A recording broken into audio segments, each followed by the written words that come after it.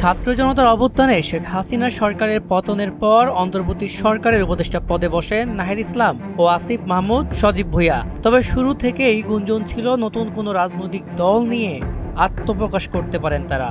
দেখতে দেখতে পার হয়েছে ৬টি মাস। এবার সেই গুঞ্জন যেন বাস্তবে রূপরেখা নিতে চলছে। বৈষম্য বিরোধী ছাত্র আন্দোলন ও জাতীয় নাগরিক কমিটির উদ্যোগে আত্মপ্রকাশ করতে যাওয়া নতুন রাজনৈতিক দলের নাম চূড়ান্ত হতে পারে চলতি সপ্তাহেই। আর তা যেন এখন সামাজিক মাধ্যম সহ দেশের গণমাধ্যমের আলোচনার কেন্দ্রবিন্দু। এদিকে নতুন রাজনৈতিক দলকে ঘিরে পরিবর্তন ঘটতে পারে উপদেষ্টা পদেও। নতুন দলের প্রধান চূড়ান্ত হলেও সদস্য সচিব কারা থাকবে তা নিয়ে চলছে দর কষাকষি।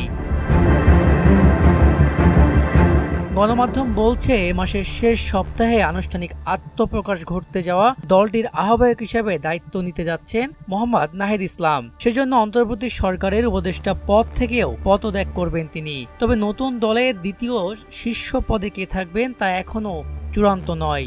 পদটির জন্য আলোচনায় আছেন জাতীয় নাগরিক কমিটির আহ্বায়ক নাসির উদ্দিন পাটোয়ারি, সদস্য সচিব আক্তার হোসেন ও মুখ্য সংগঠক সার্জিস আলম। তবে নাগরিক কমিটি দায়িত্বশীল একাধিক সূত্র জানায়, নতুন দলে দ্বিতীয় সর্বোচ্চ পদে কে আসবেন তা নিয়ে এক ধরনের প্রতিযোগিতা তৈরি হয়েছে। প্রধান দুই পদের বাইরে অন্য শীর্ষ পদগুলোতে পছন্দের নেতাদের বসাতে তৎপর নাগরিক কমিটির বিভিন্ন অংশ।